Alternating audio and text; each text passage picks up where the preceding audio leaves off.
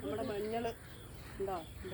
മഞ്ഞൾ കൃഷി ഇതിപ്പോൾ ഇത് ഒരു നമ്മുടെ ഈ 1 മാസം മുന്നേ വെച്ചതാണ്. ഇത് ഇത്രയും നമ്മുടെ പ്രതിഭ മഞ്ഞളാണ്.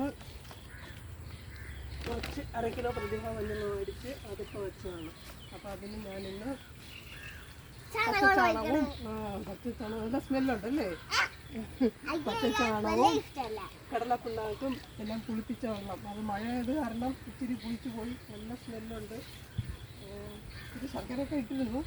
അപ്പോൾ അത് ഒഴിച്ചു കൊടുത്ത് കുറച്ച് മണ്ണും കൂടെ ഇട്ട് കൊടുക്കുക. അതിൻ്റെ പുറത്തൂടെ കുറച്ച് മണ്ണും കൂടെ മണ്ണും കൂടെ ഇട്ട് കൊടുക്കാം. നമ്മളുടെ മഞ്ഞൾ റെഡി. ഇനി അപ്പോഴപ്പോഴായിട്ട് നമ്മുടെ പച്ചക്കറിക്കൊക്കെ സ്ലറി ഒഴിക്കുമ്പോൾ നമ്മൾ കുറേശ്ശായിട്ട് ഇതിനും കൂടെ ഒഴിച്ച് കൊടുത്താൽ മതി. വേറെ വലിയ വളമൊന്നും ഞാൻ ഇടാറേ ഇല്ല.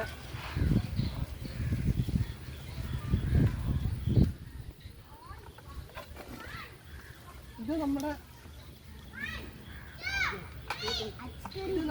നാടൻ മഞ്ഞളാണ്. മഞ്ഞൾ വെച്ചിരുന്നതിൻ്റെയൊക്കെ വച്ചതിൻ്റെയൊക്കെ ഒരു വീഡിയോ ഞാൻ ഇട്ടിട്ടുണ്ടായിരുന്നു.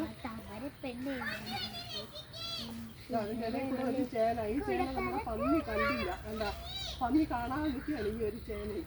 ബാക്കി ചേനകളെല്ലാം പോയി.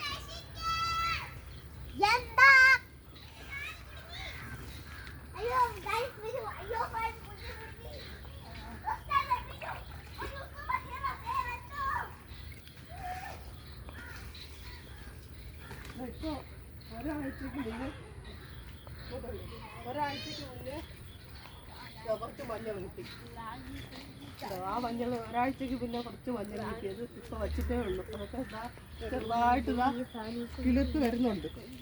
അപ്പോൾ ഈ വർഷമെങ്കിലും മഞ്ഞൾ നമുക്ക് നമ്മുടെ വീട്ടിൽ നിന്ന് പൊടിച്ച് മഞ്ഞളെടുത്ത് വീട്ടിലെ ആവശ്യങ്ങൾക്ക് എടുക്കണമെന്നാണ്. ഇനി അകത്ത് കുറച്ചും കൂടെ വെച്ചിട്ടുണ്ട്. അതുപോലെ നമുക്ക് കിട്ടുന്ന കുറേശ്ശായിട്ടൊക്കെ മഞ്ഞൾ വെച്ചെടുത്താൽ അതിൻ്റെ കൂടെ ഒരു ഇഞ്ചിയുണ്ട് കേട്ടോ. ഇതൊന്നും മറിച്ചിടാത്തത് ഭാഗ്യം. പന്നി എന്നാലും വന്ന് ഒരു ദിവസം ഇതൊക്കെ ഒന്ന് തോണ്ടിയിട്ട് പോയില്ലേ. ഭാഗ്യത്തിലൊന്നും പഠിക്കില്ല അല്ലേ അമ്മ? അവിടെ നിന്ന് നമ്മുടെ മുളകെല്ലാം മറിച്ചിട്ടതാണ്. അപ്പം ഞാനത് ഒന്നുകൂടെ ഒക്കെ ശരിയാക്കി വെച്ചിരിക്കുക.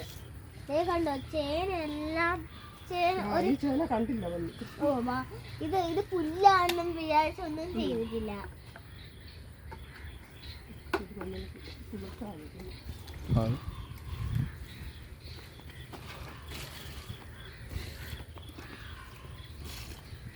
നമുക്ക് ഈ മഞ്ഞൾ വെച്ചാൽ നമുക്ക് അധികം വെള്ളവും ഒഴിക്കണ്ട.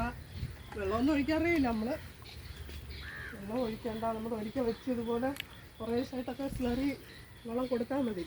എല്ലാരും അതുകൊണ്ട് നല്ല ഭംഗിയുള്ള പൂവ്. നമ്മുടെ ചക്ക അതേ ഒന്ന് പഴുത്തിരിപ്പുണ്ട്. അങ്ങോട്ടൊക്കെ ഒരെണ്ണം കരിഞ്ഞു മുറിഞ്ഞിരിക്കണം. പഴുത്തിരിക്കുക.